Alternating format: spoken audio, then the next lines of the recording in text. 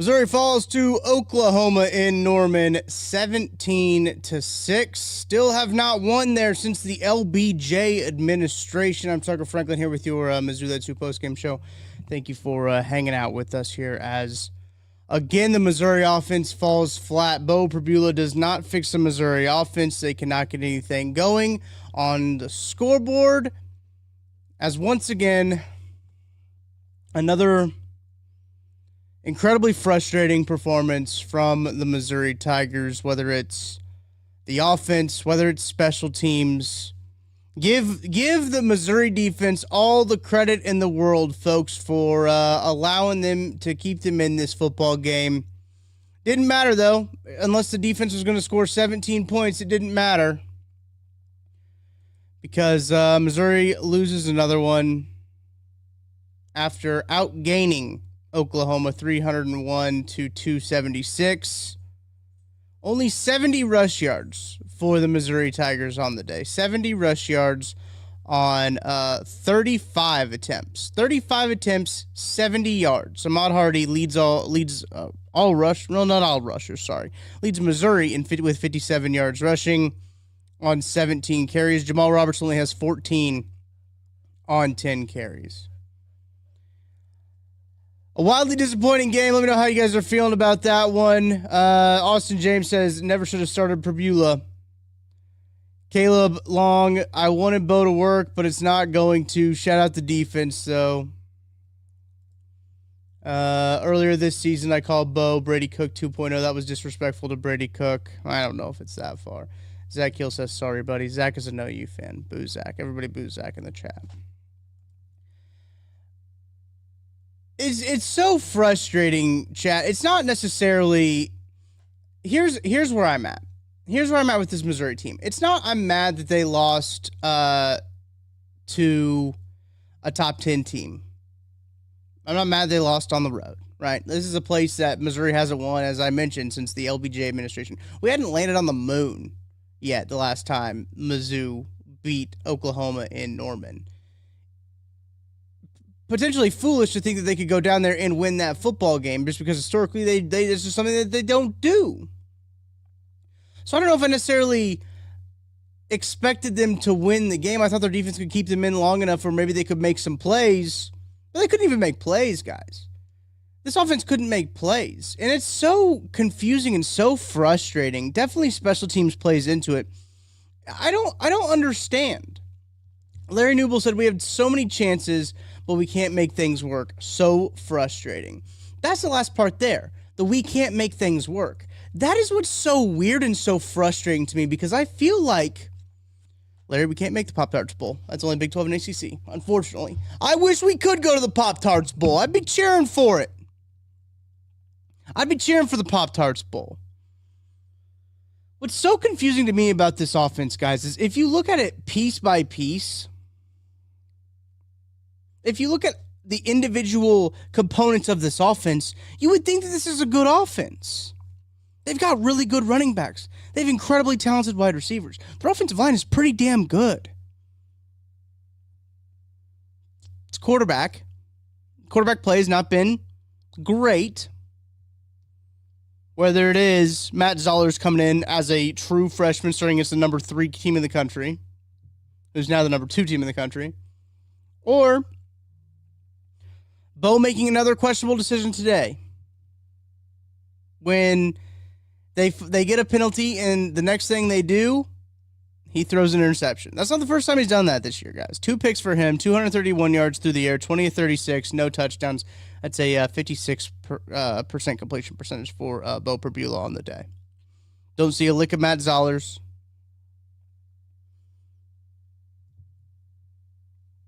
You don't see a lick of it. Mizzou on top says Drink is a coward. Senior Josh says, I love Drink. I don't think he should be fired, but TBH, I'll be happy if he took another job. I'm ready for a change. Sean Proctor, Boomer, was a good game. Y'all's defense is good. Really good defensive game from both squads. Great defenses. Oklahoma defense is legit. Like, that's a really good defense.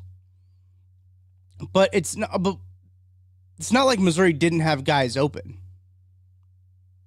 Right? Mason Wright Venables was licking his chops no matter who was at quarterback. They just needed to get Zoller some experience. There's no huge gap between the two quarterbacks. I think that's fair.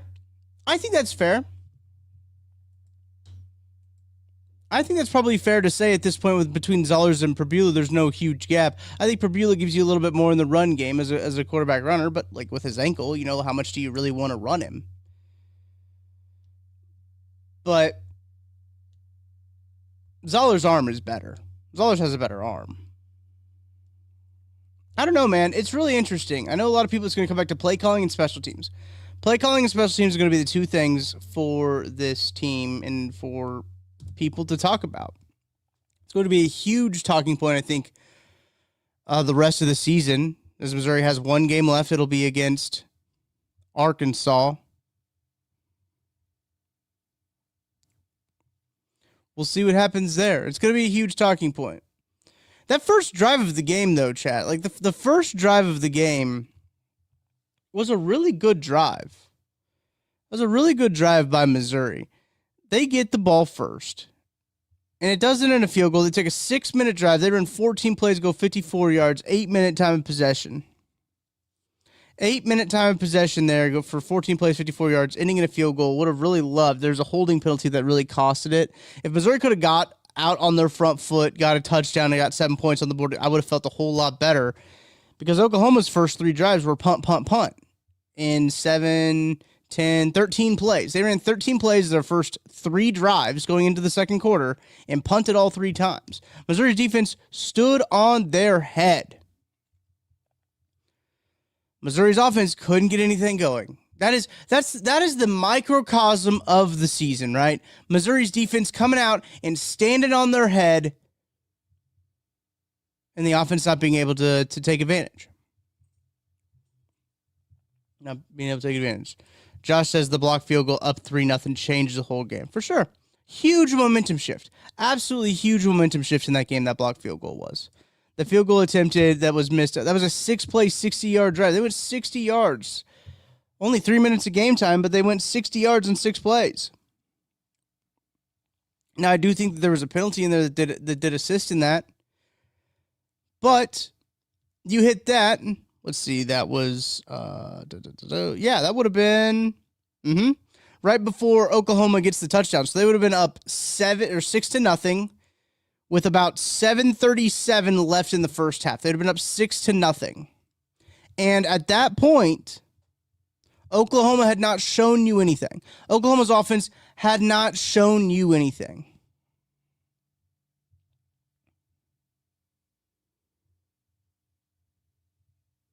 And unfortunately, the block field goal swings momentum. That's all they needed.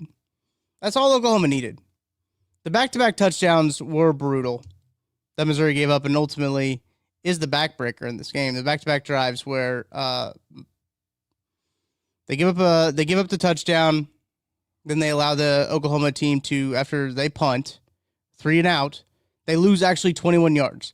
Missouri loses 21 yards on the next drive after they allowed Oklahoma to score a touchdown on that big 83-yard touchdown pass, I think it was. Satania, I believe. Yep.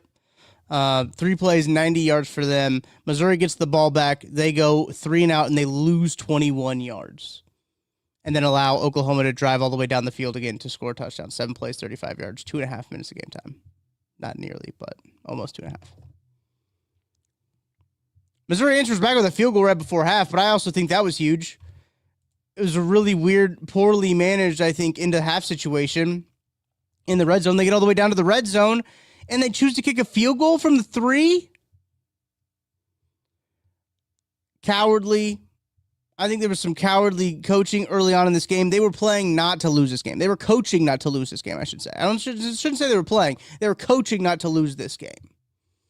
They knew that if they didn't turn the ball over and they were super ultra conservative and they tried to take points when they could, that they could probably have a chance to win this game at the end of it. And they probably could have, right? But they don't have a kicker. They don't have a kicker. Harrison Meavis isn't trotting out there. Blake Craig is still in a full leg brace. I don't know why they thought they could play this conservative game when they don't have a kicker and their special teams has been their Achilles heel all year.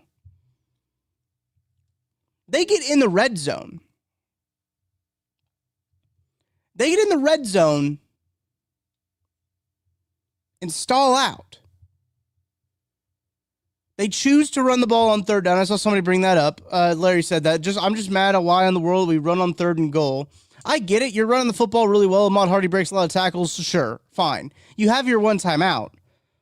Why do you take that timeout so early? Why do you take that timeout with 17 seconds left? Oklahoma doesn't have any timeouts left. You are the only team that has timeouts. You're going to get one play regardless. It's fourth down. Run that sucker to like 3 seconds, call that timeout. If you want to kick it there, and then don't give it back to them, right? But kicking it wasn't the right call. We all knew that field goals weren't going to win this game. Everyone knew that field goals weren't going to win this game, guys. Like, that's what's so confusing to me, is we knew that field goals were not going to win this football game, and yet the coaching staff kept wanting to settle for field goals when they don't have a field goal kicker. They don't have a field goal kicker is the other part of it. It's kind of confusing. I understand, like, I got the game plan up front. They're like, all right, we're going to run the football. Good. You have two really good running backs run the football. That first drive was great. That first drive was awesome. 8 minutes of game time, 14 plays. They ran the football incredibly well. I believe they picked up 4 first downs on the ground in that one drive. After that, it was non-existent. They couldn't get anything going. Throwing the ball? Nope. Running the ball? They did stack the box, run blitz. That's what they were doing. Like, all right, we'll just stop the running because you guys clearly can't throw it. And they clearly couldn't. They had no answer. It doesn't make any sense why they don't have an answer. I feel like they've got good football players. I feel like they've got really good football players. Why can't they move the ball? Why can't they score touchdowns? I don't know.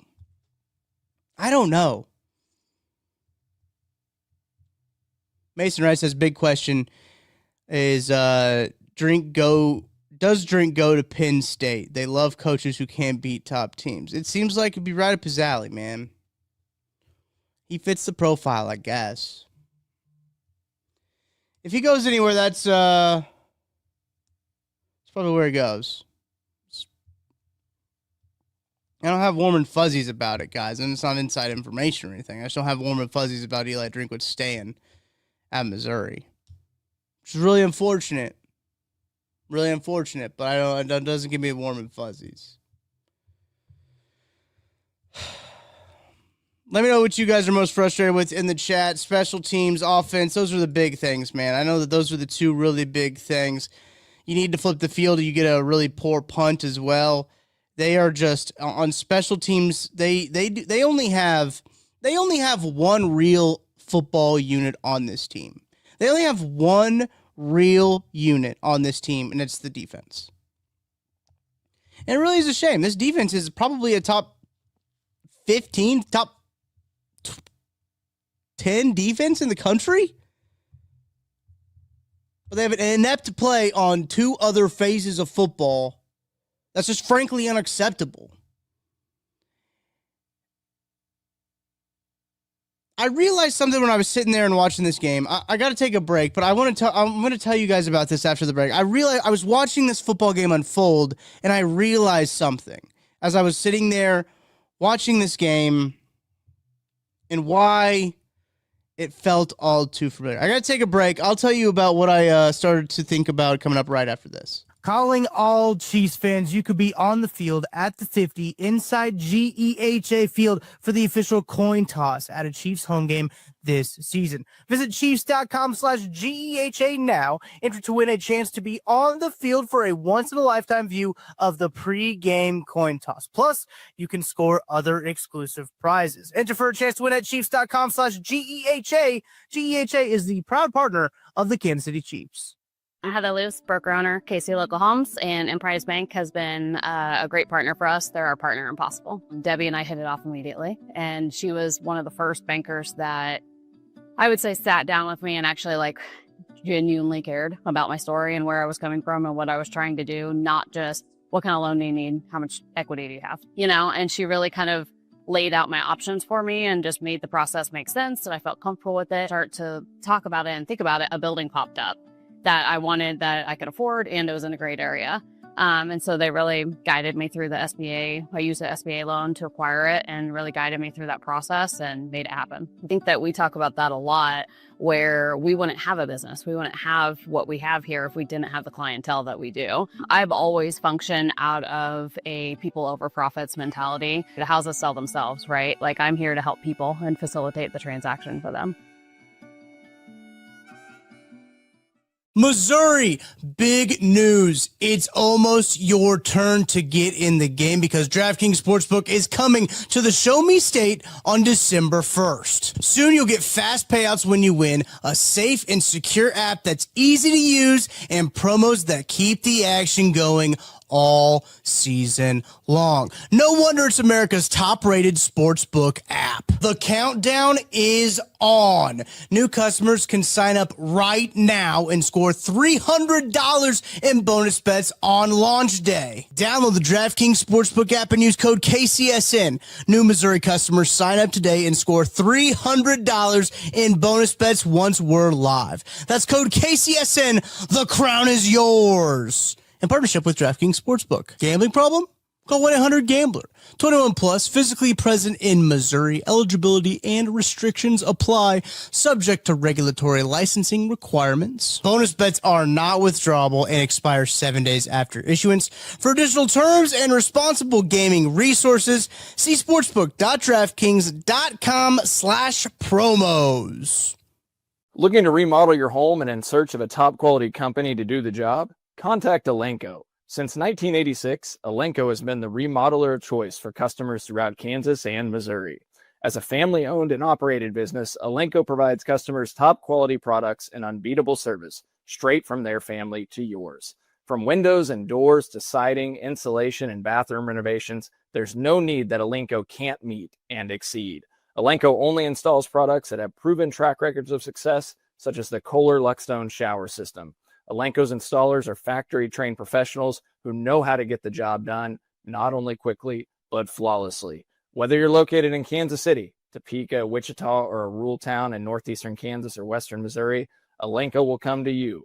Go to elencohome.com for more information. That's ALENCO home.com. Again, elencohome.com for more information and contact them about all your home improvement needs. Thanks for hanging out here on the Mizzou That's Who postgame show. Hit that like button, hit that subscribe button as we are rolling along here. Before I took a break, I started to tell you guys about something that I had started to realize as I was watching this game unfold. I just realized as this game was happening that I've already seen this game before. I already seen this game 3 times before today. Maybe 2. I don't think it's fair to put Texas A&M in there. All of Missouri's losses have been because of the same thing. Right? And it's nothing new. And that's what's frustrating. Is we know how these games are going to go. I probably could have told you exactly how this game was going to pan out and play out on Tuesday. Right? I probably could have told you how this game would have gone when we did our podcast last. It just seemed entirely too predictable how this game was going to go.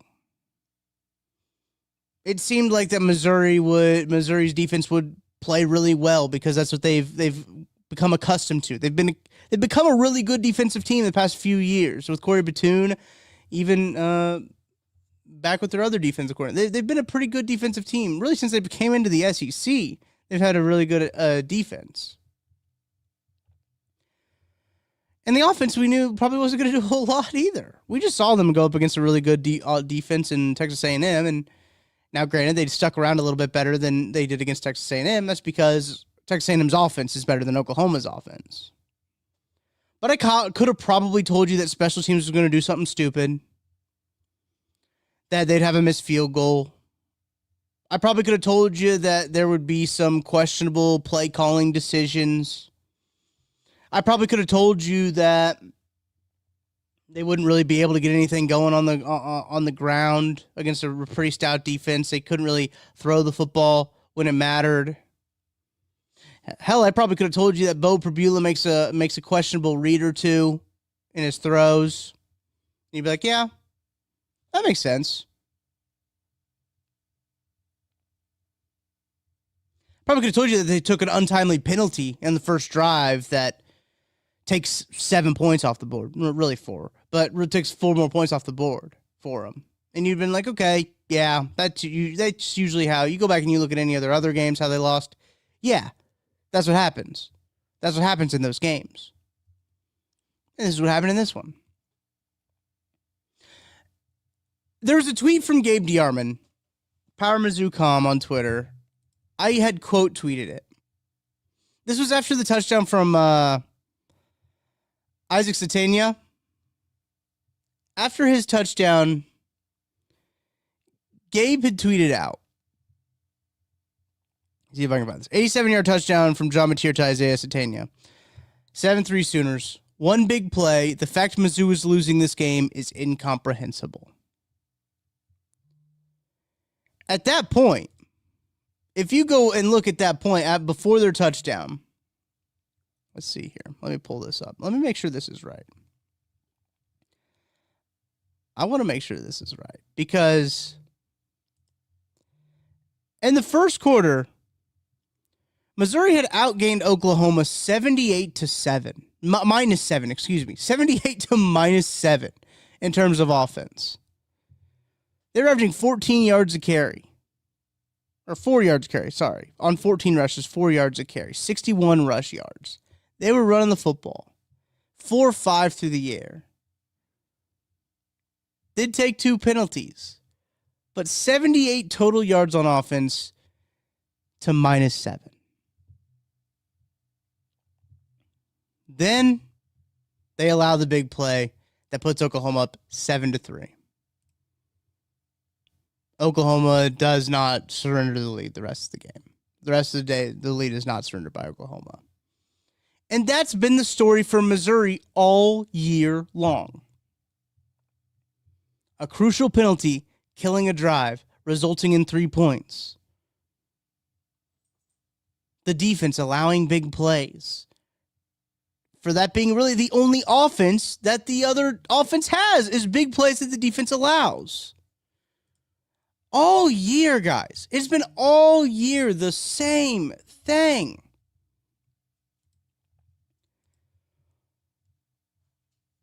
Oklahoma had 6 total big plays. That's a passing play of over 15 yards and a rushing play of over 10.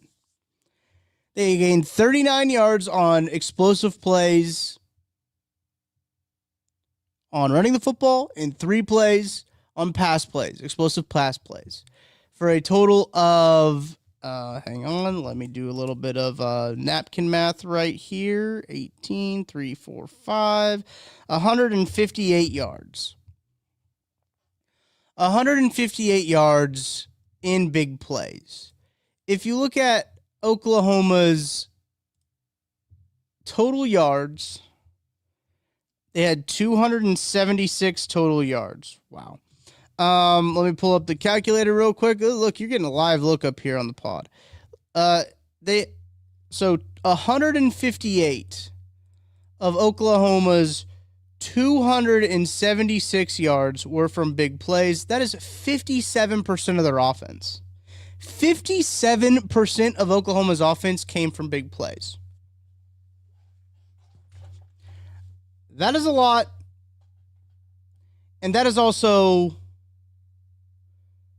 what's been plaguing Missouri's defense throughout the whole season. And this isn't Missouri's defense's fault at all. I don't want you guys to hear me think that this is Missouri's defense's fault. No, Missouri's offense needs to score some points. Missouri's offense needs to score some points. They got to figure it out.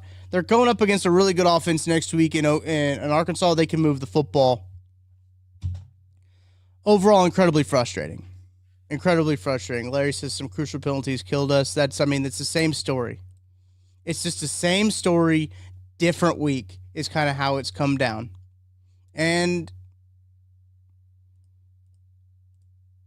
it's disheartening because of the tone around this team after the first 6 games of the year. Felt like they were going to be really good. There's been some letdowns. They've had some injuries. They've really dealt with a lot of injuries, I think, pretty well. they just haven't delivered. Ultimately, pretty frustrated with this team and how everything is going. Nevertheless, keep it going, I guess. We'll keep it going. One more game left before we figure out what bowl Missouri will be in before they're in the freaking guaranteed rate Gator Bowl or whatever. The guaranteed rate Houses Mortgage Union Home Mortgage Bowl or whatever that Kirby Moore will be the head coach of, I guess.